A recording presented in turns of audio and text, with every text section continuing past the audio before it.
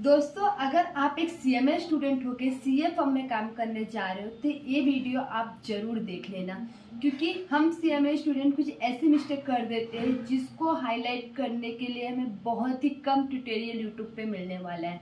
दोस्तों, I hope so कि ये ट्यूटोरियल हमें बहुत ही कम मिलेगा कि आपको कोई गाइड कर सके कि सीएमए स्टूडेंट सीए फर्म में काम क्यों नहीं कर सकता है। दोस्तों, मैं खुद एक सीए फर्म में काम कर रही हूँ एंड रियलिटी में बताने वाली हूँ कि मैं क्या मिस आउट कर रही हूँ और मुझे सीएमए फर्म क्यों ज्वाइन करना चाहिए था।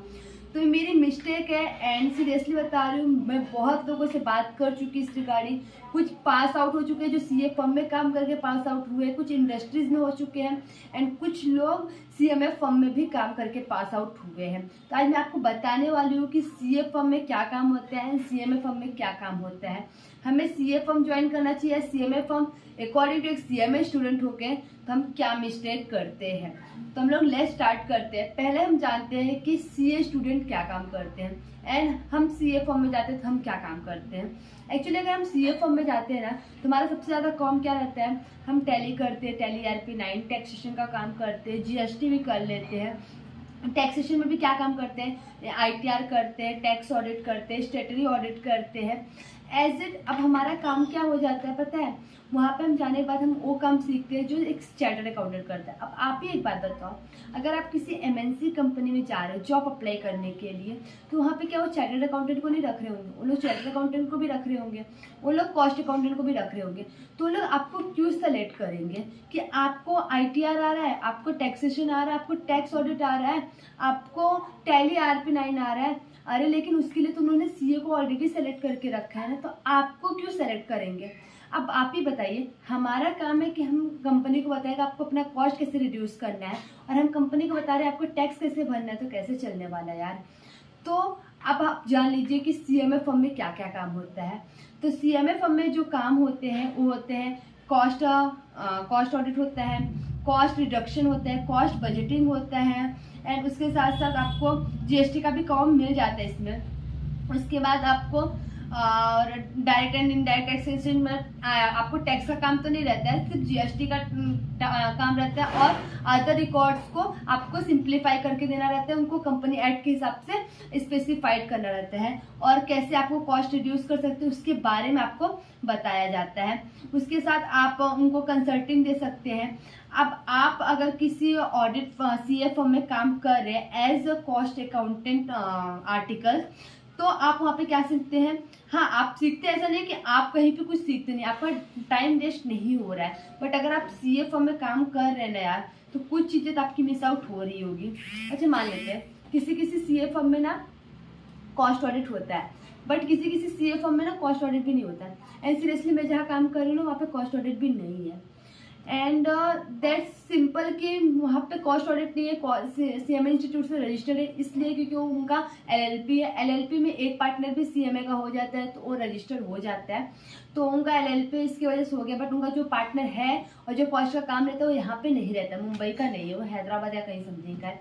तो दैट्स वाई मुझे वो चीज़ें नहीं समझ में आ रहा है। अब मैं सीख भी नहीं पा रही कि मुझे सीखना क्या था, प्रोडक्शन ऑपरेशन सीखना था, स्टॉक मैनेजमेंट सीखना था, फाइनेंस एंड अकाउंट सीखना था, business development miss and budgeting planning सीखना था, मार्केटिंग एंड सेल्स सीखना था, कस्टमर सर्विस सीखना था। मेरा काम ये सब था।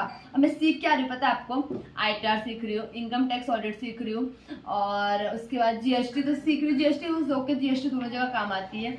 उसके बाद फिर मैं सीख रही हूँ क्या नाम है, और भी डिफरेंट सीए से रिलेटेड वर्क। स्टेटरी ऑडिट सीख रही हूँ, मैं बैंक ऑडिट करने गई थी, बैंक ऑडिट सीख रही हूँ। तो आप ही बताओ, मैं बैंक ऑडिट सीख रही हूँ और ये सब करने का काम सीख रही हूँ, तो मुझे कॉस्टिंग से रिलेटेड काम क्या आ रहा है, कुछ आ रहा है आपको लग रहा है मुझे कुछ आ रहा है उसमें। अगर आपको एक दो अटेम्प्ट लग जा रहे हैं तो एक दो अटेम्प्ट के बाद आपको कॉस्टिंग से रिलेटेड काम नहीं आ रहा है, आपको अटेम्प्ट भी लग गए, आप सही फील्ड में काम भी नहीं किए हो, तो आपका पैकेज तो ऑब्वियसली रिड्यूस हो जाएगा ना यार। जिनका पैकेज 15 लाख 12 लाख लग रहा है, आपका 7-8 पे ही अटक जाओगे ना, उतने पे अटक जाओगे। उतने पे रहना तो हम इतना पढ़ाई क्यों कर रहे हैं यार, MBA कर लिए होते ना तो भाई 2 साल एक्सपीरियंस के बाद अपना 7-8 लाख का पैकेज लग जाता। एंड सीरियसली बता रही हूँ, मेरा भाई MBA इन फाइनेंस किया है एंड आज ऑल एवरेज पैकेज उसका इतना ही चल रहा है, सिटी बैंक में वो सीनियर मैनेजर है। तो इज दैट कि उसका मेरा कज़न है, बट इस हिसाब से मैं उसका बताऊँ तो वो MBA करके भी खुश है। बट मुझे उससे स्टार्टिंग पैकेज है उठाने, इसके लिए मैं सीएमए में घुसी हूँ। तो एज इट मुझे सीएमए करना है, तो सीएमए करने का मकसद क्या है मेरा, कि मैं सही फील्ड में सही चीज़ों सुनूँ। मैं जब गई थी ना, सीरियसली बता रही हूँ, जब मैं इंटरव्यू देने गई थी ना, तो मुझे सिर्फ इतना जानना था कि मुझे 15 महीने का ट्रेनिंग कंप्लीट करना है एट एनी कॉस्ट, कहीं भी कंप्लीट कर लो, बस 15 महीने का ट्रेनिंग खत्म हो जाए, मैं फाइनल एग्जाम देने के लिए एप्लीकेबल हो जाऊँ, बहुत बड़ी बात है, मुझे उससे कोई लेना नहीं। जब मैं वहाँ पे गई ना, तो मुझे पता चला मैं सबसे बड़ी गलती क्या की हूँ, कि मैंने गलत फॉर्म ज्वाइन कर लिया है। एंड सीरियसली बोलूँ, अगर आप गलत फॉर्म ज्वाइन कर ले रहे हो ना, आपको छोड़ना बहुत मुश्किल पड़ जाता है। वैसे अपनी इंस्टीट्यूट बोलती है कि आप 15 महीने में कभी भी 3 प्रिंसिपल चेंज कर सकते हो। एज इट कि मैं भी चाहे चेंज करूँ, अगर इफ पॉसिबल तो मैं भी चेंज करूँगी, फिलहाल तो नहीं करूँ, बट हाँ करने को सोच रही हूँ। तो आई होप से मैं करूँगी ज़रूर।